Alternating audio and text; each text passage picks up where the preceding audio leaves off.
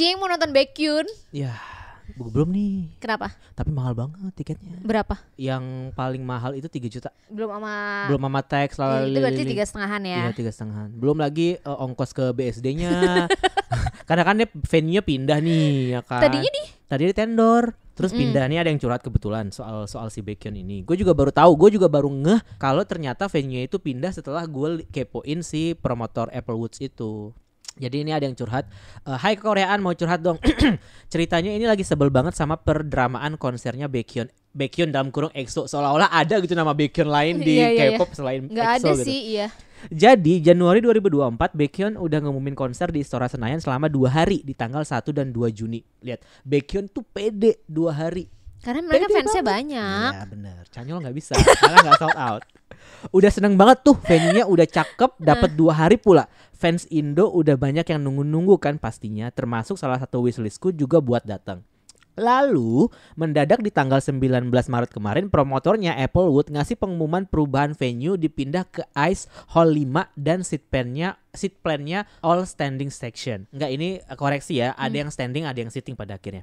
Allahu Akbar, potek banget rasanya, itu venue dipindah tanpa penjelasan dan klarifikasi sama sekali dari pihak Applewood, bener-bener bikin fans gedek. Dan ternyata setelah ditelisik, konsernya Baekhyun itu dipindah karena pihak PBSI yang tadinya mau ngadain event Indonesia Open tanggal 4 sampai 9 Juni 2024 awalnya di Indonesia Arena mendadak pindah ke Istora Senayan. Itu tadinya venue-nya aslinya Baekhyun Istora. Mereka si PBSI ngumumin pindah venue dadakan di sekitar tanggal 14 Maret gitu. Jadi konsernya Baekhyun yang mau nggak mau karena gusur. Padahal kan Baekhyun yang udah booking duluan tuh Istora. Tapi kan Istora punya negara ya. Iya. Nah, masa kita mau mengikhlaskan ini buat Baekhyun kan nggak Kalian lebih mungkin. mementingkan kesukaan kalian daripada nasionalisme. Fans K-pop ini memang. Kalau dilihat dari tanggalnya sih ya jeda 1 hari di tanggal 3 Juni. Tapi kan mana cukup ya waktu sehari buat bongkar stage di Istora. Itu juga langsung harus pasang karpet badminton. Terus ada tes lapangan dulu sama atlet-atletnya H-1 dan lain-lain. Apes banget dah, ujung-ujungnya ice lagi. Apaan sih? Sampai curhat ini dikirim, aku pribadi masih bimbang jadi datang konser apa enggak. Rasanya kecewa sama situasi ini. Tadinya kebayang mau nikmati konser sambil santai di tribun. Jadi kayak mana lah ini ya. Sekian curhatku, pertama kalinya ke Koreaan aku curhat. Maaf ya panjang banget. Makasih Ron dan Dita, sehat selalu. Iya, gitu. Oh, ternyata ada faktor itu ya, apa karena mau dipakai Tapi gue lupa deh yang di Tapi kalau Ice gua itu ingin- pada akhirnya 2 hari apa enggak? Coba gue cek dulu ya. Kalau gue ingin mengkritisi, bukannya memang harusnya event olahraga badmintonnya di Indonesia Arena ya? Karena setahu gue, nggak tahu sih, nggak tahu dah. Iya, jadi tetap 2 hari tapi di Ice. Ice ya. Ya, jadi paling enggak tetap 2 hari kan. Enggak kayak IVE tuh. Ya kan? Jadi 1 hari. Ngomong-ngomong soal IVE, promotornya IVE ngebawa Dio juga. Gue sebel banget. Dio kan baru dia- bukan. Ma, Dio kan baru ngumumin Asia Tour fan concert kan, judulnya Bloom gitu. Dan gue kan lagi sekarang kan gue di EXO ini udah nggak fase Baekhyun Suho kan sekarang. Gue lagi fase Xiumin Dio. So random tapi gue fase Xiumin Dio sekarang. Iya. Dan gue suka banget Dio karena gue suka banget albumnya gitu. Iya. Terus tiba-tiba dia fancon tour, terus yang bawa Kalau lu dapat meliput, lu tetap datang dong. enggak. Lu udah sampai di fase walaupun meliput, lu nggak akan nonton. Nggak mau gue. Gue nggak Ya mau ampun. mengasih exposure apapun buat. Gila, gue salut. Ini baru yang namanya boykot ini. Gue mau boykot. Katanya fans Rise juga mau boykot. Gimana tuh kabarnya? Boykot apa sih? Mau dibahas. Bahas aja nggak apa-apa. Boykot apa sih? Kak, aku mau curhat. Iya. Curhat gue. Iya. Apa? Kan kemarin gue udah curhat. Kan tadi gue curhat juga soal Maggie Madian Dio. Yang Rise ini apa? Apa sih? Kan lu hidup di fandom banget kan sekarang. Gue kan nggak hidup di fandom. Iya, Gue sekarang iya. gue abis dari The Eras Tour tuh kayaknya gue udah Swifties gitu. Kerjaan gue sekarang tiap hari nyariin friendship bracelets. Enggak, gue sebagai fans yang sudah dewasa, sudah kepala 3, hampir 3,5 nih ya, kayak melihat percekcokan antara Dede Bryce tuh, gue kayak sabar ya. Apa sih yang terjadi sebenarnya? Kan di akun kekoreaan itu gue follow manifestnya Rise kan, Rise Fest ya. Di Kayak Twitter. memang jujur aja memang manifest itu nggak gue banget sih, gue nggak sebenarnya. kebayang kalau itu ada di akun gue, jadi memang gue sengaja taruh di kekoreaan dong, Iya, kayak iya. biar tau lah. Gak apa-apa juga sih sebenarnya. Nggak apa-apa kan, kayak karena masuk. Iya, biar tahu aja apaan sih gitu. Nih kan Rise tuh kemarin di bulan Ramadan ini ujiannya luar biasa ya. Apa tuh? Aja cobaan. Apa? Menurut fans ini sesuatu yang sangat apa ya, masif, walaupun gue tidak terlalu ambil pusing dengan tanda kutip skandal yang terjadi kan, isu pacaran si siapa, Anton itu ada sama Won Bin. Bukan. Anton itu ada nama akun Bosong, namanya gue lupa nama akun Twitter Bosongse atau Songse Bosong apa gitu, yang nge-leak. Jadi temannya Anton yang di Amerika posting di apa IG pribadinya dia yang udah dikunci, maksudnya Inner circle-nya Anton lah. Kalau apa pegangan tangan, jadi pegangan tangan gitu doang maksudnya, kayak terus. Oh, pas Anton lagi pulang kampung ke Amerika. Iya. Oh, okay. Gue juga nggak tahu timingnya, tapi gara-gara klik itu seakan-akan Anton itu pacaran pas sudah debut sama Rise. Setelah itu muncullah fotonya Sohee yang lama banget nggak ciuman, sorry, dia cium temennya yang cowok, cium pipi doang. Kan langsung muncul spekulasi ini. Gue sih nggak habis pikir. Maksudnya gue tidak terlalu pusing. Sohee kan ekspresif. Kan cuma iya bentuk ekspresif aja kan. Tapi kan asumsi orang macam-macam dong. Abis itu allegedly Eun-seok juga ada tuduh katanya pacaran juga. Muncullah gitu kayak rame banget di Pancoa, terutama yang Anton ini. Sampai akhirnya yang klarifikasi itu temennya Anton, kayak itu padahal dia sama kayak kemarin tuh kontroversinya Sunghan kan, yang dia posting di Inner, tapi ternyata ada yang cepu. Termasuk yang Anton ini. Tapi kan Dede Bryce ini wah gila, diserang abis-abisan nih, gila ya si Rice. Gue sih tidak abis pikir, maksudnya gue tidak terlalu musingkan karena ini cuman pacaran gitu. Beda sama yang Wonho kemarin kan ganja coy, masalahnya nih serius. Kalau ini kan cuman pacaran, tapi kayaknya Bryce ini sabar ya Bryce, kita harus berpegangan tangan. Enggak berpegangan tangan, ini tuh cobaan, kita harus solid gitu-gitu dan segala macamnya. Pokoknya kayak maksudnya ya gue cuma mati sabar ya dek, gue cuma bisa ngomong karena gue tidak memusingkan hal tersebut gitu. Tapi kan gue terexposure kan dengan pemberitaan itu, sampai si akun Manifest itu sampai off karena merasa udah kayaknya kekhawatiran fans tuh malah jadi bikin fandom tuh overwhelming ya, malah goyang jadi rusuh gitu loh, kayak jangan disebarin, ayo kita R&B ini. Padahal komentarnya menurut gue, ya lu ngapain sih R&B kayak ginian doang, kayak dapat juga kayak ya udah dicuekin aja gitu. Kayak ini R&B akun OT6 gitu, kayak ya udahlah, oke. OT6. Iya sabar lah ya. Karena mereka OT7. Karena ada Sunghan. Nah puncaknya itu kan ternyata yang harusnya sampai wah kita email SM untuk boykot. Enggak, yang Bosong akun yang ngelik Anton itu untuk kena hukum kan. Lapor 119. Iya gitu. Terus nah ya udah, kayaknya tuh puncak kekesalannya itu menurut gua ketika Lukas tiba-tiba dapat promo solo dan fan kontur. Itu kan ini dimana kekesalannya nggak cuma di Bryce. Gue nggak terekspos ya sama. Nggak cuma Bryce yang kesel, tapi fans Shiny itu juga sebel. Lah gila, yang kayak di episode sebelumnya yang udah gue bahas. Taemin aja belum dapet. Belum dapet loh. Taemin mohon akhirnya Taemin mau keluar sendiri gitu loh. Sekelas Taemin yang mana lu udah tahu skillnya gitu loh. Nah yang kayaknya lu nggak tahu skill Lukas. Muka lu jelek. Maksudnya ini menurut gue salah satu pemicu pematiknya tuh gara-gara akhirnya muncul narasi-narasi Sunghan aja misalnya melakukan tanda kutip seandainya kesalahan dilakukan masa-masa pre-debut kan. Lukas di saat dia sedang aktif di grup, tapi lo SM ngasih dia promo nih. Kayak kok malah banyak solo, abis solo fan kontur gitu. Banyak di banyak negara lagi gitu kan. Wah, inilah yang bikin kayaknya puncak boykot ini karena fans Bryce tuh merasa ini udah kelamaan nih Sunghan hilang gitu. Ditambah gara-gara yang Lukas itu menurut gue tuh salah satu kayak kok dia Sunghan kenapa Lukas 2 tahun anjir. Sunghan aja belum setahun. Jangan bilang kelamaan, kayak apaan sih? Enggak, maksud gue mungkin dalam artian kayak ini aja Lukas beda gitu bisa balik gitu. Masa Sunghan enggak, kata mungkin menurut beberapa fans kayak tidak separah Lukas permasalahannya kenapa dia lama banget. Akhirnya muncullah narasi boykot. Oke, masuklah nih ke boykot nih. Boykot ini lucu sih. Boykot itu setengah-setengah menurut gue. Gue sih karena gue cuman bystander ya, dalam artian gue sih bukan nggak ngeboykot ya. Maksudnya kalau misalnya mereka comeback, karena udah pasti nih comebacknya nih berenam lagi nih yang mini album ini. Karena fans tuh Bryce tuh sedih. Oh, ini bakal mini album? Kayaknya mini album deh. Bryce tuh sedih karena banyak kesempatan yang dilewatkan oleh Sunghan gitu loh.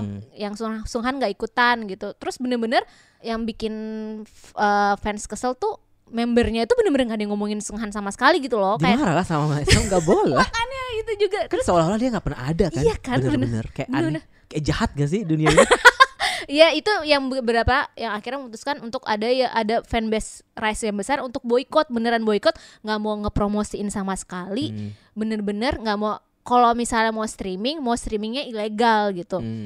Rame lah nih perdebatan di manifestnya Rise, kayak ada kayak aku mau cari mutualan tapi yang non boykot ya, muncul lagi nih kayak lu tim boykot atau tim enggak nih, kayak terus langsung kenapa sih kita terpecah belah kayak gini, ada yang boykot dan enggak gitu. Terus dalam hati, karena kan oke, misalnya dia mau boykot karena merasa pengen Seunghannya balik gitu, jadi mereka nggak pengen comeback ini sukses. Kalau misalnya comeback ini sukses, Seunghan nggak ada, jadi makin nggak bisa merasakan pengalaman itulah ya. Dalam artian seakan-akan Rise ini berenam nggak apa-apa kok, tuh nggak ada Seunghan tetap sukses. Itu makanya ada project boykot itu. Tapi di satu sisi Bryce tuh juga nggak pengen ini Rise tuh masih grup baru gitu, butuh atensi dari publik, kita tuh nggak bisa boykot gitu. Kayak bedain ya boykot sama sabotaging their career. Dalam hati gue, boykot memang lu tuh parah kesannya, tapi itu namanya boykot. Kalau boykot lu bener-bener nggak mengkonsumsi sama sekali. Lu belajar dari Luna. Lu kalau tau fansnya Luna, sampai di Spotify mereka bikin playlist bajakan. Luna playlist versi boykot version. Jadi mereka bikin di akun podcast. Itu lagu-lagu Luna biar lu nggak streaming di akun aslinya karena itu duitnya buat BlackBerry kan. Itu justru boykot memang bukan maksud sabotaging, itu memang terms boykot. Tapi fans Bryce ini masih gue bilang lo setengah-setengah gitu loh. Jadi kayak mau boykot tapi nggak pengen ketenaran, takut banget artisnya malah jadi nggak terkenal, malah jadi jatuh. Tapi di satu sisi kalau misalnya dia terkenal banget, nanti Seunghannya nggak ada, exposure Seunghan makin hilang nih gitu. Jadi mereka nggak bisa menempatkan diri lah ya, belum bisa ngambil sikap gitu lah ya. Akhirnya si Manifest itu bikin stance kayak pokoknya ada akun, gue lupa, bukan Rise Union atau apa, bener-bener kayak misalnya Sohee lagi ada promosi apa itu nggak dipromosiin sama sekali karena mereka lagi di fase boykot sampai comeback selanjutnya. Itu beneran mereka bikin stance panjang banget, surat pernyataan kalau mereka akan ngeboykot comeback ini. Sedangkan menurut beberapa Bryce itu tuh sabotaging. Itu nggak dalam hati gue, itu nggak sabotaging, itu memang boykot, memang separah itu. Memang harus efeknya harus terasa, justru efeknya terasa karena sampai penjualannya kalau bisa nol betul gitu, karena itu menurut gue yang boykot yang paling works itu Luna, yang gue bilang tadi. Luna itu sampai fansnya nggak mau beli albumnya, karena kalau nggak kayak gitu SM-nya juga nggak bakal merasa boykot serius. Betul. Ini memang sedih, tapi kalau lu mau serius boykot, itu yang namanya boykot. Karena yang Luna itu works banget, nggak ada yang beli albumnya sama sekali karena kan Cu dikeluarin ya. Itu marah banget fansnya. Itu PO albumnya cuma 10 atau apa, bener-bener cuma 2 digit. Akhirnya si Luna comebacknya cancel karena mau di review lagi nih. Akhirnya baru membernya pada ngajuin tuntutan ke ininya kan. Itu menurut gue tuh boykot yang paling emang menurut gue bagus lah. Itu baru bener boykot tuh. Lu memang ini kan setengah-setengah ya, terus cari-cari aku mau mutualan tapi yang non boykot ya gitu, kayak non B. Saking kata boykot itu terlarang sampai kayak B dan non B kita udah mati gue, sabar ya Ya Allah, Adik. Pasti kan mereka ini kan kayak sedih kayak gimana ya. Ya gue ngerti lah perasaan itu kan. Mereka masih ada di fase-fase itu ya. Jadi kan kalau gue sih cuman Iya, kita cuman bisa geleng-geleng kepala aja sih. Ya kalau mau boykot ya kayak gitu, kayak Dio datang di bawah Mechima, aku nggak akan nonton. Nah itu mau tuh stance pun aku nggak akan ngasih exposure. Dan lu nggak sabotaging dari karir, enggak, karena itu memang lu di fase boykot. Gue nggak sabotaging anyone's career, gue nggak sabotaging pendapatan Mechima juga enggak. Tapi kan lu cuman di level individu udah nggak akan berpengaruh banyak gitu. Misalnya kalau memang si Bryce ini mau konsisten pengen bawa Seunghan balik dengan ngeboykot, ya itu memang caranya ya lu mengkonsumsi hal-hal yang ilegal. Itu bukan sabotaging, itu memang boykot seperti itu. Jadi kalau mau boykot tuh diem-diem aja. Enggak, boykot tuh harus masif, sistematis, dan semua tuh kolektif. Dan justru kalau misalkan ibarat kata gini, gitu. Kalau misalkan lo boykot dan lo dikasih kesempatan untuk menikmati konten tapi ilegal, berarti kebutuhan entertainment lo kan pada akhirnya tetap terpenuhi kan, maksudnya kan. Jadi kayak nggak ada ruginya juga sebenarnya, dan kayak lo nggak perlu harus mikirin sampai ke yang kayak kasihan karir mereka. Nggak, itu bukan urusan lo, itu urusannya SM. Kalau misalkan biar lo SM tahu masih kasihan, berarti enggak, lu nggak ada niat boykot men. Iya, ini menurut gue makanya gue bilang ini tuh mereka tuh boykotnya setengah-setengah karena ya belum ngerti lah gimana maksudnya fans itu bekerja gitu. Maksudnya boykot tuh ada yang works kok, tapi kalau yang Senghan ini kan masih setengah-setengah. Ada juga yang udah terbiasa dengan 6 kayak ya udah nggak apa-apa gitu loh. Sabar ya deh. Ujian bulan puasa. Ya udahlah. Oh, itu curhatannya. Ya curhatan gue udah berapa menit tadi? Panjang sih lumayan itu kayak. Ya Allah, Wonbin. Iya benar. Tapi Wonbin kayaknya mau keluar dari SM bentar lagi. Iya. Biar bisa ke Jecinggu kan? Iya itu. Oke, di episode ini kita bakal lanjut bacain curhatan lagi dari teman-teman yang udah ngirim curhatan ke kekoreaan_ig dan kekoreaan_twt. Tiba-tiba pas gue buka Instagram postingannya Wonho lagi. Wonho badannya bagus banget ya. Iya. Tapi sering di Photoshop. Photoshop sama siapa tuh kalau boleh tahu? Sama idol yang mana? Ada fans idol yang lain gitu. Gue dulu apa lo dulu nih? Siapa? Gue kan tadi udah ngomong. Oh udah curhat ya. Lo harus. Gue puasa ya. Oke, dari Instagram, Hai Karo dan Kadita. Yay, finally aku bisa share cerita lagi. Nickman lagi. Nickname ID aku gak usah dibacain ya, biar anonymous aja. Seru banget nih, by the way bulan ini banyak bener deh yang spill dating. Kayaknya bulan ini udah ada 3 artis yang di spill. Setelah ini banyak juga artis yang di spill bakal menikah. Seperti misalnya Ryeowook Super Junior. Tapi seru banget juga adalah dramanya Sohee dan Haeri. Gue juga sebel banget deh sama pacar barunya Sohee. Masa dia gak ada yang speak up? Ya sebagai laki-laki Ryu Junior kok gak speak up sih? Gue kocak dari perbincangan ini ya. Maksudnya ya Kak Han Sohee ini, gue kan sebenarnya di awal melihat Ryu Junior tuh nggak jelek-jelek banget sebenarnya, kayak biasa aja gitu loh. Kayak menurut gue, oh mungkin dia tipikal yang karismatik gitu karena aktingnya mungkin bagus kan di situ. Mungkin maksudnya bagus kan dia. Gara-gara gue Ryu Junior jelek. Pas gue ngeliat, iya jelek. Iya, parah banget. Enggak tahu. Enggak tahu. Enggak kan? Ya gue nggak, maafin gue. Jadi kayak gara-gara gue terpapar Ryu Junior jelek. Jadi gue ngeliatnya, iya sih ya emang jelek sih. Enggak. Oke, lanjut. Enggak sih. Masa dia nggak speak up nih ya? Cuman Han Sohee doang yang keluar, nggak gentleman banget dia. Tapi kenapa juga lah si Sohee kayak gitu? Jujur itu bisa merusak image-nya. Di mana-mana agensi dong yang keluarkan statement dan klarifikasi. Kenapa harus artisnya? Dan aku juga lagi seneng banget karena Jihyo akhirnya punya pacar. Wah, oh iya. Pacarnya atlet itu yang badannya lebih bagus dari Wonho itu. Iya. Semoga langgeng ya sama yang baru ini. Jangan nanti tiba-tiba ada headline putus aja gara-gara sibuk kerja. Ya kayak artis kan kalau K-pop kan gitu kan ya, kayak standarnya gitu sih. Mereka tidak punya waktu buat bertemu terus putus. Padahal bisa jadi karena MBTI-nya nggak cocok. Next ya. Sama-sama orang sibuk ya, pasti tahu lah gimana ngatur waktunya. Pas PDKT aja udah kenceng banget. Masa pas pacaran jadi redup, kan nggak bersemangat lagi. Aku juga lagi suka dengerin lagunya Wendy yang Wish You Hell. Kalau bisa dimasukin di akhir sesi ya Kak. Thank you. SM Wish You Hell SM. Menurut lo tim siapa? Lo tim Han Sohee atau tim Haeri?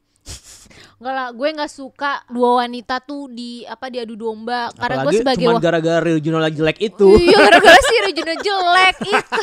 Kalau misalnya Son Suku nggak apa-apa. Nggak, kalau gue di awal ya pas Han Sohee ngomong klarifikasi dia pacaran sama Ryu Junior, menurut gue bagus karena Han Sohee itu adalah tipe idol lagi, tipe aktris yang emang komunikasi dia sama fans emang seperti itu. Jadi dia emang suka ngobrol sama fans lewat blog, lewat forum segala macem, dan dia pernah bahkan masuk ke grup chat fans gitu. Oh, dia iya. Dia emang cara komunikasi dia seperti itu. Dan bagus dia bisa menjelaskan kayak runut timeline pacaran dia sama Ryu Junior. Tapi dia kena shade kan sama Haeri, ya kan. Di satu sisi kayak gue ngerasa setelah Haeri nge-shade dia, gue jadi mikir, oh apa jangan-jangan emang pelakor ya orang ini ya gitu kan, gue mikirnya. Siapa kan gitu sih? Kan. Si Han Sohee. Han Sohee-nya. Tapi kan dia berkali-kali negesin gue pacaran sama Ryu Junior itu setelah dia putus sama Haeri gitu kan. Nah, maksud gue kayak setelah klarifikasi itu, gue nggak menyalahkan Haeri sih. Seharusnya kalau emang Haeri ada merasa emang dari awal Han Sohee ini merusak hubungannya, nggak usah shady. Harusnya ngomong aja. Harusnya ngomongnya setegas Han Sohee aja gitu. Jadi nggak ada tuh postingan shady dan segala macam. Dan si cowoknya sih menurut gue diem doang. Kenapa? Ya iya karena dia masih ada di bawah agensi yang emang represif agensinya gitu. Ryu Junior tuh agensi apa sih? Kayaknya dia si Jess ya? Si Jess dapat 2 lagi kemarin gosipnya kan sama Lee Jae-wook kemarin kan sama Karina. Yeah. Sebenarnya juga kan orang akhirnya Han Sohee kan bikin surat panjang lagi kan. Kalau dia merasa kayaknya frequently asked question kayaknya itu panjang iya, banget iya. soalnya. Terus akhirnya banyak yang bilang, ih Han So-hee kenapa sih harusnya dijauhin dari sosmed nih, dramatis banget gitu, kayak ada kelainan mental lah segala macam. Kayak gue melihat Han So-hee malah makin vokal. Lu kalau lihat apa postingan orang Korea tuh menyudutkan Han So-hee banget gitu. Gue yakin akhirnya dia Karena mungkin ini udah berurusan sama cowok ya, atau karena Harry menurut gue ngaruh juga, dia kan brand dealnya banyak yang di-cut tuh si Han So-hee-nya. Han So-hee. Jadi menurut gue dia makin speak up karena tuh serangan netizen ke dia tuh nggak berhenti nih gitu. Apalagi sebenarnya dia memutuskan untuk bicara lagi, makanya which is bagus dong, ya nggak sih? Iya, gue sih kalau menurut gue mungkin orang-orang bilang kayaknya Han So-hee terlalu problematik, dalam artian kayaknya nggak perlu lah dijelasin, apalagi kan sebenarnya gue dia harus bicara sih. Sebenarnya katanya isunya sempat keredam gara-gara Lee Seron yang Kim So Hyun itu kan. Lalu harusnya Han So-hee orang udah mulai pada lupa nih, tapi lo malah remind lagi dan akhirnya ada konfirmasi putus kan. Kayak pacaran itu cuma 2 minggu yang sumur bayam kan, sayur bayam. Kayak gue di satu sisi ngerti alasan kenapa Han So-hee itu terus pick up, apalagi dengan personality dia yang memang dia vokal banget cara gitu. Komunikasi dia emang cara komunikasi seperti itu, karena itu udah di luar kayak ini tuh kan sebenarnya hubungan personal dan juga masih dalam tahap masih pacaran gitu loh. Seakan-akan tuh Han So-hee itu pelakor. Maksudnya ya regionalnya juga masih hubungan pacaran, kayak seakan bukan perebut suami. Enggak, pelakor kan perebut laki orang yang memang udah status pernikahan kan. Ini kan masih, lu mana tahu sih relationship orang bisa jadi juga si gue ngebilang regionalnya si cowoknya tipikal yang gampang move on gitu kan. Banyak faktor-faktor yang kita sebenarnya nggak tahu. Kayak bisa jadi Hyeri salah nangkep sinyal dan atau juga Hyeri-nya juga emang belum move on. Belum gitu tahu kan. si Han So-hee-nya ternyata pas deket sebenarnya regional yang ngasih tahu kalau dia sama Hyeri masih galau nih, tapi kayak dia nggak yakin pas ketemu So-hee, kayak dia lebih suka sama So-hee, kan kita juga nggak tahu ya. Ini tuh kayak ada banyak layer cerita yang kita sebenarnya nggak pernah lihat. Dan dan netizen tuh terlalu nyalahin So-hee banget sih, kayak menurut gue. Gue sih tim Han So-hee sih. Maksudnya kayak gue nggak juga bilang gue bukan tim Hyeri, tapi dalam konteks ini dia berusaha untuk membela diri dan bicara. Menurut gue itu adalah sebuah cara yang orang nggak, kalau dalam konteks Karina Jewook, Karina nggak mungkin seperti ini. Permintaan maaf Karina itu menurut gue nggak necessary banget untuk dilakukan. Kayak SM, what the man gitu, kayak ngapain lu nyuruh Karina minta maaf sementara ini kayak udah personal gitu, kayak nggak perlu lah minta maaf gitu kayak. Nah dan suratnya Karina itu lebih malah jadi fabricated konteksnya dibandingkan dengan bagaimana So-hee ngomong soal pacarannya dia dari sudut pandang dia sendiri dan lewat platform dia sendiri, bukan lewat tulisan tangan yang dipaksa oleh manajemen gitu, yang kayak ya SM lah, Jaehyun. Tapi di satu sisi Itaewon minta maaf juga kayak aneh banget, apaan sih? Menurut orang-orang banyak yang prefer kalau mending yang ngomong tuh agensi gitu. Tapi kan ya itu nggak enaknya kalau agensi ya pasti fabricated dong. Banyak yang tidak akan Gue tidak merasa, gue dari awal Han So-hee itu image-nya bukan agency made actress gitu. Gue nggak, jadi gue merasa itu adalah sebuah prinsip yang dia pegang dan dia harus mempertahankan itu apapun yang terjadi, dan which is great menurut gue. Oke lah. Oke, udah putus kan? Udah berarti kelar, jangan dibahas lagi ya udah. Iya. Perkara siapa yang merebut hubungan siapa, ya itu urusan mereka lah ya. Kita cuma bisa menikmati dramanya aja. Terus gue paling sebel netizen Indo ya. Itu kayak seakan-akan tuh kayak anjir, lu tau apa sih sama hubungan seseorang gitu? Palingan lu juga kagak pacaran lu. Lu kali. Gue mau pacaran. Kayak kok asumsinya tuh liar sekali, iya paling gitu loh. Iya banget kayak, ya benar. Aduh, ya udahlah. Dan lagi pula Han So-hee di Korea, kita di Indo gitu, kayak nggak ada urusan apapun sama kita gitu kayak. Si paling tahu lah. Oke, next. Permisi Karon dan Kadita, aku datang lagi untuk ke Korea curhat. Jadi apa nih? Panjang nih kayaknya nih. Ya Allah, capek gue. Seperti yang udah kalau misalnya curhatnya Rice, gue semangat bacain ya. Wah, enggak lah. Equal. Age nyebelin. Jadi seperti yang udah diketahui, Day6 tanggal 18 Maret kemarin comeback full member dengan mini album Forever. Empat ya. Berempat nih ya. Jadi gak usah tuh yang belum move on. Siapa? Yang OT5 itulah. Siapa itu? Forever berisi 7 lagu dan 6 lagu. Anjir jadul banget. Berisi 7 lagu dan 6 lagunya di atas 3 menit. Bangga dong, masa enggak? Ya Allah, ini bare minimum banget. Ya Allah, lagu 3 di atas 3 menit tuh udah jadi kewajiban tuh enggak? Misalnya ini band, ini bukan Iya, Teddy, band. ini Iya. bukan idol Masa yang ini band memang harus lagunya 3 menit. dan mereka nggak ada ngejar viral TikTok, ngerti Iya, nggak? betul. Untuk title tracknya judulnya Welcome to the Show. Jujur liriknya sweet banget kak. Liriknya bilang kalau thank you udah nunggu mereka selama ini. Thank you kalau udah tetap milih barang-barang Day6. Walaupun kedepannya gak ada yang tahu. Tapi Day6 bilang mereka bakal memberi semua yang terbaik.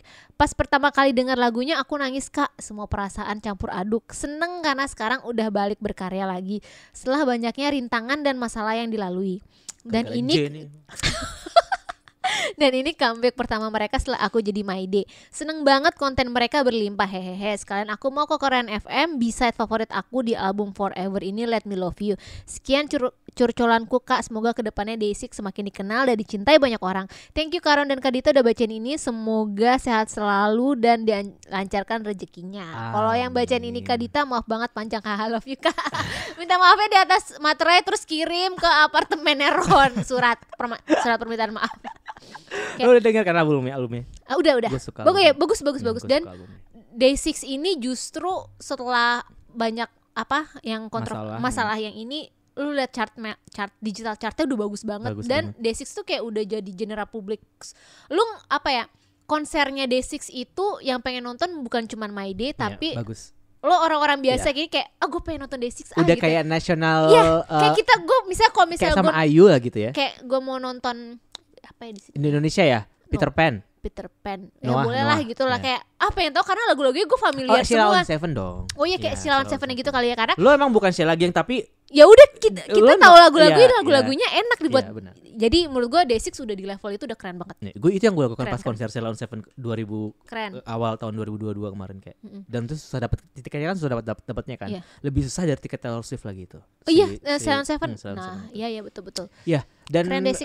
sekarang lagunya Day6 yang Dia Poso tuh udah masih di Melon. Masih di Melon. Sekarang udah tembus top 20 malah udah di Melon. Udah Jadi itu orang-orang tuh juga udah tahu lagu itu iya, gitu loh. general publik udah suka sih. Berarti ini waktunya Day6 OT4 version rilis Ye Poso Iya. OT4 version, Day6 version gitu, Iya, biar iya. suaranya J nggak ada. Kasian tahu J.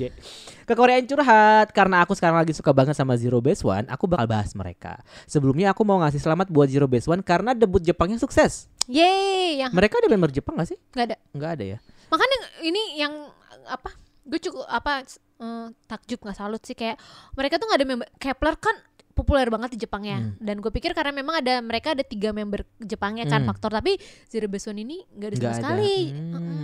Dan kalau nggak salah, album debut Jepang mereka memecahin rekor sebagai album debut Jepang artis K-pop yang paling banyak terjual. Kalau nggak salah nih, first weeknya udah terjual 500.000 kopi. Dan itu termasuk sebuah pencapaian besar untuk album Jepang, apalagi mereka masih rookie. Perlu diacungkan jempol sih buat pencapaian itu. Dan FYI, mereka kemarin juga sukses ngadain fancon di Jepang selama 2 hari. Tiket konser mereka cepet banget sold outnya, padahal itu baru pre-sale. But of course, buat fans clubnya aja. Karena antusiasmenya besar, pada akhirnya ada penambahan seat. Bahkan media Jepang memperkirakan tur konser Zero Base One tahun ini bakal langsung diadakan di Tokyo Dome. Wow. Karena ngelihat dari data fandom Zero Base One di Jepang yang udah besar, itu jadinya kayak Tokyo Dome tuh worth banget.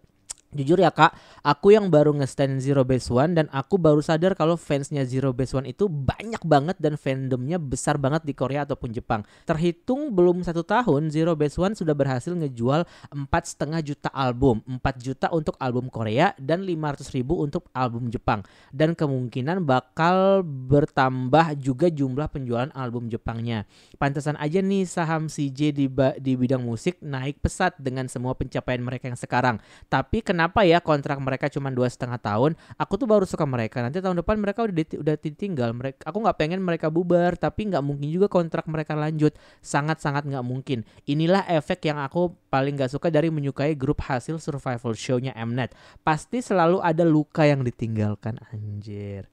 Tapi FYI menurut kak, gua- bentar belum selesai, masih Oh masih iya, ada. FYI kak, aku dulu juga ngikutin X1, udah tahu gimana sakitnya ngestan grup survival show-nya Mnet, tapi aku tetap mau lanjutin part 2. Makasih ya Kak Dita dan Ron udah dengerin curhatanku, semoga sekalian semangat terus, semoga kerja keras kalian dibalas dengan hasil yang baik. Amin. Flash X1. Bener-bener Karena- karirnya tuh flash banget. Karena dari awal produksi itu dibuat dengan sistem apa ya?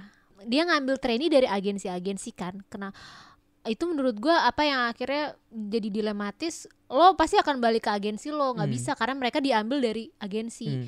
Ini kan produce ada versi Jepangnya nih, tapi Jepang nggak mengambil konsep itu. Jadi ngambilnya misal Ron, lu dari Majalengka, Ron Majalengka, bukan Ron Starship, ngerti nggak? Kalau di Jepang dari prefektur itu. dari prefektur lo, menurut gue justru itu enak karena lo kayak KDI ya. betul ya kayak KDI, kayak Ron Majalengka. Padahal lo orang Lombok. Siti dari Sukabumi. Iya, gitu. iya. Lesti dari mana gitu, Cianjur. Iya. Itulah ya, akhirnya nggak akan bisa, pasti apa jebolan Produce atau Boys Planet itu akan cuman temporary karena mereka diambil dari agensi gitu. Dan ini udah kadung terlanjur konsep yang diambil di awal nggak sih? Iya. Coba seandainya kalau mereka cuma trainee aja gitu loh. Coba mereka kayak Aryonex-nya Ailit ya. Iya, itu itu semuanya kan punya belief kan. permanen. Permanen jadinya benar. Better gitu cuman nggak sih? mereka cuman kita butuh exposure buat acara TV gitu aja. Tapi kan. memang jadi faktor faktor yang seru misalnya itu ngambil dari trainee agensi kayak Iya. pas inget nggak season Karena pertama jadinya kan gila, kayak wah, Avengers iya banget kayak kan. anjir sama JYP ini kan si Iya. Somi gitu kayak kalau Interaksinya jadi bagus Iya, ya. jadi Banyak iya, konten yang bisa pas lo lihat. lihat ini- Evil editingnya jadi lebih keren gitu. Iya. jadi dramanya Jadi bagus dramanya sih dapet tapi ya. Dan itu yang dijual dari survival show kan. iya tapi nggak sebenarnya enaknya ya drama-drama itu. Jadi misalnya Zero Base One ini kan dari banyak agensi tuh nggak Iya. enak kan. Siapa si Zhang Hao dari itu bukan Yue Hua ya. Iya. Terus ntar kalau grup yang gagal didebutin sama manajemen lain, clash, fansnya berantem, Iya. kan? Kayak ya malas juga sih yang kayak gitu. Tapi gue pada akhirnya bener sih setuju sama konsep yang Belief bawa sama Enhypen dan juga Ailit ini sih sebenarnya. Iya, Enhypen kan jadi malah enak ya maksudnya. Dan sekarang mereka terkenal kan? Iya. Dan mereka jadi nggak perlu ada kekhawatiran mereka akan bubar karena mereka Iya, karena grup memang variety udah show. langsung Karena mereka udah langsung di bawah Belief gitu maksudnya.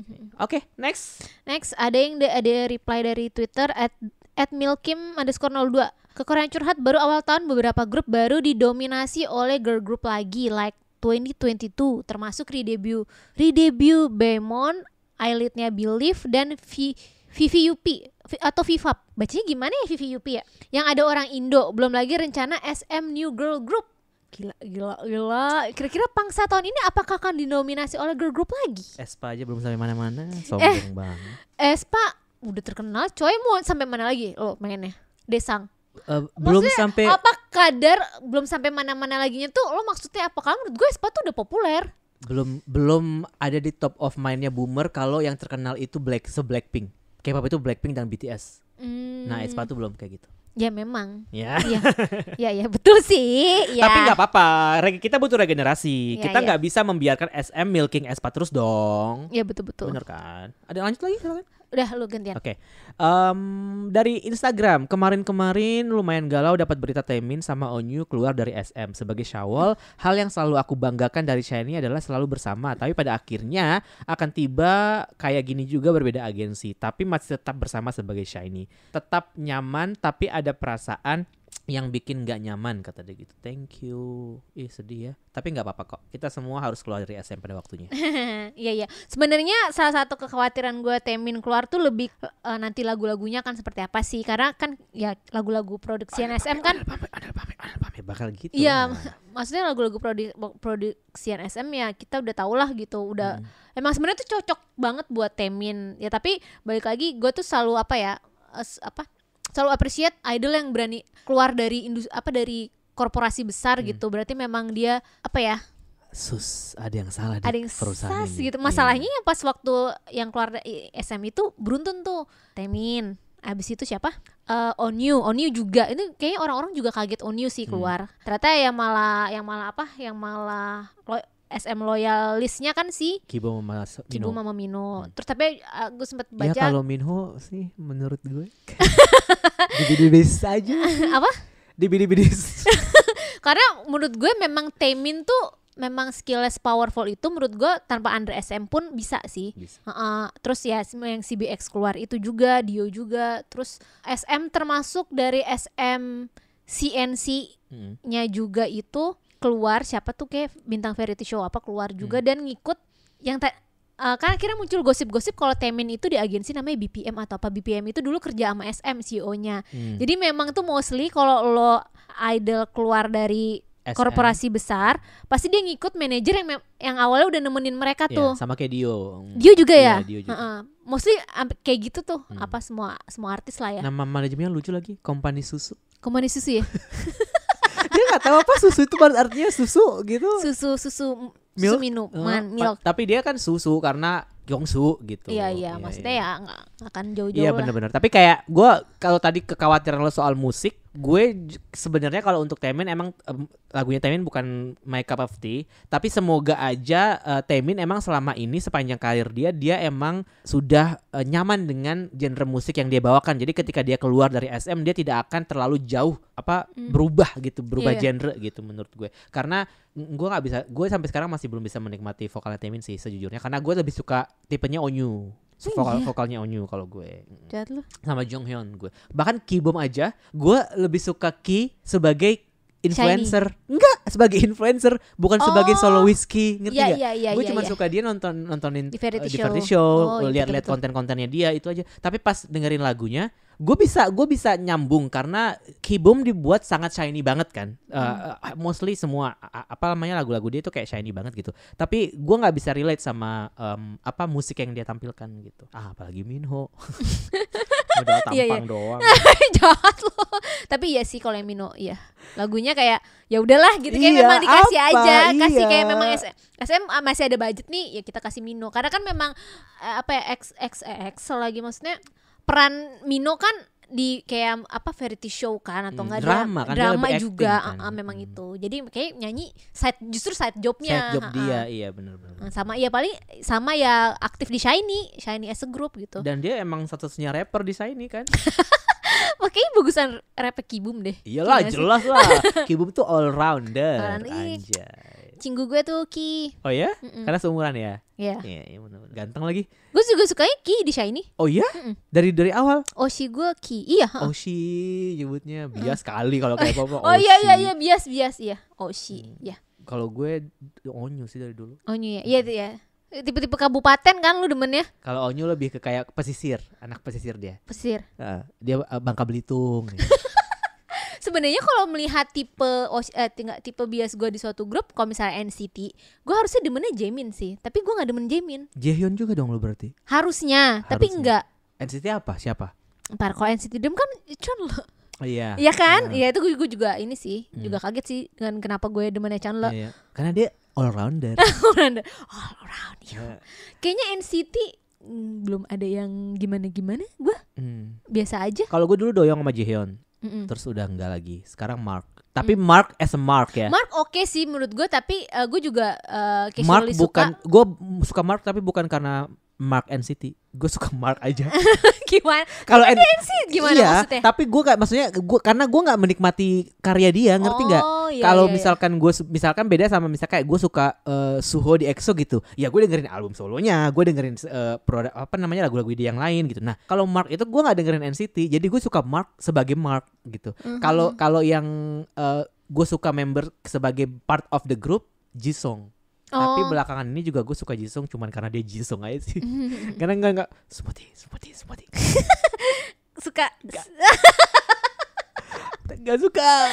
Gue enggak. Tapi pas partnya Jisung yang itu literally killing part sih menurut gue. Iya. Gue bisa mendengarkan itu selama 3 hari. Cuman Jisung bisikin gue smoothie. Bisa ya ASMR-in lo ya. ASMR doang. Next, siapa lagi? Nih, ke Korean curhat. Halo Karon dan Kak Dita, aku mau curhat. Jadi aku YG stan parah. Semua rilisan dari artis YG dari dulu sampai sekarang aku dengerin. Tapi beberapa bulan kebelakangan ini aku lagi nggak ke K-pop, khususnya ke artis YG, tapi aku masih dengerin. Tapi udah terhitung jarang dibandingkan waktu tahun 2022, dimana aku dengerin lagu artis YG dari rilisan lama sampai terbaru aku dengerin tiap hari. Tapi nggak tahu kenapa udah kurang aja gitu ke K-pop. Selain artis YG, aku juga dengerin artis lain kayak New Jeans, LE SSERAFIM dan lain-lain. Sampai Baby Monster ngeluarin Better Up dan Stuck in the Middle, aku udah lumayan dengerin K-pop tapi enggak seintens tahun 2022 dan pertengahan 2023. Apakah ini aku udah di fase jenuh terhadap K-pop? Terima kasih Karon dan Kak Dita, maaf kepanjangan, sebenarnya mau curhat lagi tapi kalau kepanjangan ntar Kak Dita ngedumel. Pas lagi lu yang baca. Pas gue buka udah ya Allah. Pas lagi lu yang baca. Pas lagi kenapa nih gue yang baca aja. Nih kalau kata Reels Canda enggak apa? belum selesai ya? By the way, Baby Monster mau debut tanggal 1 April ini dan album samplernya udah bisa dilihat di YouTube dan IG Baby Monster. Sekian kekoreaan. Iya. Kalau Kalau kata Reels sebenarnya bukan jenuh, tapi Reels Instagram. Oh Reels. iya. Sebenarnya itu bukan jenuh, tapi lebih ke kayak the old you udah lepas dari diri lo, tapi lo belum embrace sepenuhnya the new you. Ngerti nggak? Jadi kayak transisi. Jadi kayak lo nggak jenuh sebenarnya. Sama sih kan gue kan awal-awal kan kayak sempat abis kayak interest gue itu kan kayak pas Wonul keluar tuh udah mulai biasa apa kayak K-pop jadi general aja kan sampai gitu. tiba-tiba Rise. Ya Allah Wonbin lagi capek gue udah.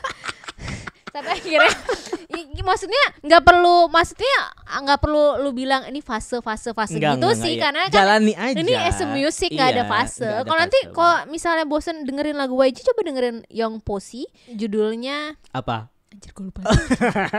Coba dengerin album Peter Pan yang Bintang di Surga, itu bagus banget. Enggak, gue mau promosin yang Posey. Gue takut dia disband soalnya fansnya dikit.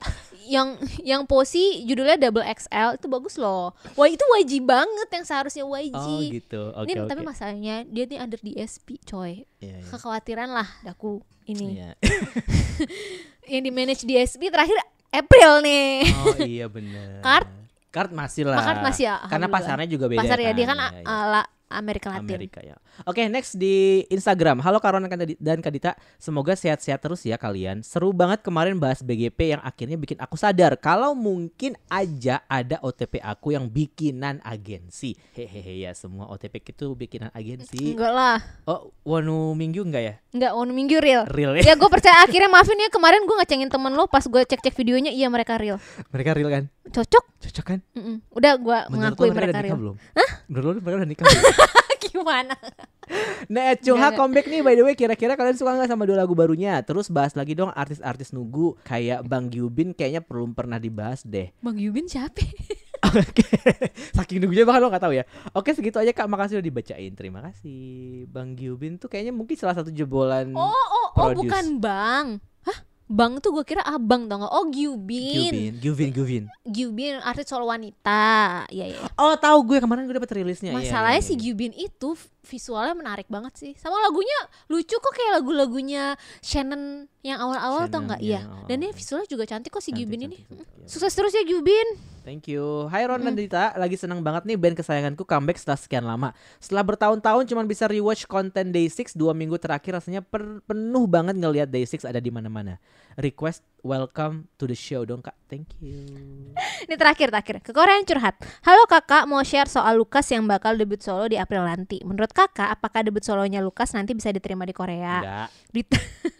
Kan ini kayaknya debut memang untuk biar ada konten dia tour gak sih? Ditambah bakal ada fancon di beberapa negara termasuk di Jakarta tapi gak ada di Korea. Nah fans batal gak sih, kayak 10 out 10 aja batal, masa Lukas enggak? Nah fans Wavy juga ada yang protes. Wavy yang udah tahun kelima gak ada world tour, giliran yang bermasalah baru debut langsung fancon tour. Gimana pendapat kakak-kakak? Oh satu lagi, gimana pendapat kakak-kakak soal Rywook yang akhirnya nikah? Yang mana kalau dari guyonan Elf ini sama kayak game yang pernah dimainin Suju tentang siapa yang bakal nikah duluan. Yang mana waktu itu nama Rywook keluar pertama. Apakah saatnya Gen 2 mulai nikah? Mohon maaf, emang Sungmin tidak dianggap di Super Junior? Oh, the hurt. Yang nikah duluan itu Sungmin, mohon maaf. Sungmin who? Mengkaget. Sungmin who? TBH Lukas sih saya tidak mau gue nggak mau terlalu mikirin sih, kayaknya ya udahlah. Kalau 10 aja batal, Lukas nggak laku Tapi kalau menurut gue enggak justru. Oh iya? Fan solo Lukas tuh banyak banget loh di Indo. Berduit nggak tapi? Berduit pastilah. Oh iya. Nggak tahu sih ya, pasti. Ya udah Lukas tuh alhamdulillah maksudnya lah. bahkan walaupun sebelum ada skandal ini kan dia juga memang populer kan. Iya kan dia super M soalnya. Super M ya harusnya masukin. Super M aja udah Baekhyunnya nggak ada, Taeminnya nggak ada. Taeminnya udah nggak Lukas nggak ada. Lukas nggak ada. Sisa berapa? 4 ya? Tinggal Mark sama Taeyong. Mark sama Taeyong doang. Iya, kan katanya Changmin mau masuk. Yuno Oh, Yuno yang masuk Super M. Ya udah nih tinggal 2 kita masukin ya. Yuno, Wonbin. Enggak, Jua enggak bakal mau kalau Rice masuk Super M. Enggak lah, enggak bercanda gue. Nggak Tapi mau kalau gue. misal masa sih tinggal berdua? Iya. Hah? Siapa lagi coba? Ten. Masih ada Kai, ada Ten. Enggak, masih ada Kai, Ten. Oh, Kai itu Super M ya? Oh iya. Anjir. Kai, Ten, Kai, Ten, Mark, Taeyong. Kai, Ten, Mark, Taeyong 4. Kita harus ganti cari 3 nih di SM. Siapa menurut lo? Ya udah, Yuno kan 1. Yuno. Udah jadi leader tuh. Nggak ada yang berani banget. Nggak ada yang berani bandel kan Oh, iya. jadinya. Sungchan aja lah sama Sotaro. Wonbin tahu. Wonbin udah kasih lokal-lokal dulu aja, jangan terlalu di Amerika-Amerikain. Satu lagi siapa dong? Udah dong, 3 kan Yuno, Dari NCT Sungchan, Wish lah Sotaro. masukin tuh Sion. Love Seon. Nah, boleh Sion. Tapi nggak bisa, Kenapa? masih baru, nggak bisa. Ya ini kan cuman berandai-andai, lu serius banget sih. Oh iya, Maksud tapi kan gue- kita harus ini tuh K-pop loh, kita harus serius loh. K-pop tuh serius. Kamu selama ini kamu pikir K-pop tuh bercanda? Masa dari Suju kagak ada sih? Ya.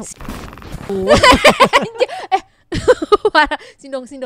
Enggak lah, masa Sindong Donghae sih, tapi Donghae kalau udah jadi SM. ya udah deh. Icol. Hicul ya. Mana mau anjir, males gak sih dia? Dan dia pasti gak mungkin ngedance karena dia masih kakinya nggak- kan ada besinya, gak mungkin gak bisa ngedance. Udah gak bisa ngedance lagi ya? Lagi? Udah gak bisa kan, dia selama di Suju juga dia gak pernah ngedance. Oh ya ampun. Kenapa dia? Nggak bisa kan, kakinya kan kecelakaan waktu itu. Terus pakai pen itu kan, kayak itu permanen deh. Jadi kayak udah nggak bisa. Oh gitu. Ya udah. FM yang belum dibacain. Apa? Ke Korean FM. Oh iya ada Korean FM. Coba lu cari deh. Gue ambilnya satu ada nih yang di DM. Oke, ke Korean FM. Gue bacain dari @zero confetti. Hai kekoreaan, tiba-tiba shuffle Spotify-ku ngeplay lagunya Fromis9 yang Attitude. Enak banget dan surprisingly performance-nya, dance-nya juga bagus banget. Kak Dita pasti suka. Ya nih yang lagu ini emang enak sih. Ini Attitude Fromis9. Tapi ini satu album enak-enak sih yang di album yang ada Attitude-nya ini. Jadi gue juga merekomendasikan Fromis9. Ini udah ada yang pengen dengerin request Chungha Roller Coaster. Tapi Chungha ada yang baru, kayak yang baru aja deh kita puterin ya. Ini mini. Lu suka nggak? Belum gue dengerin. Ya Allah jahat lu. Chungha setelah berjuang ngelawan agensinya. Dia kan sekarang gabung sama J-Park, J-Park, agensinya J-Park. Mm-mm. Tapi Jessie keluar lagi dari J-Park. Itu seru juga tuh beefnya. EOMG. Enggak, J-Park udah nggak di EOMG. J-Park sekarang udah namanya More Vision. Oh, More Vision. Oh, More Vision tuh iya. Tadinya kan Jessie masuk situ. Terus ada beef kan, muncul Instagram story segala macam gitu. Terus Jessie bilang kayak enggak kok, kita nggak ada beef, tapi akhirnya dia keluar dari situ. Seru banget. Tapi ya Jessie punya masalahnya sendiri, jadi kita Iya nggak kayaknya perlu bahas. memang dia ada mungkin untuk menjalin relasi kerjaan Jessie tuh agak susah kali ya. Tapi dia maksudnya kalau lu di entertainment konten gitu dia seru sih. Seru. Oke, lo ada request apa? Ada rekomendasi apa? Yang Pussy Oh, judulnya iya. Double XL. Double XL ya.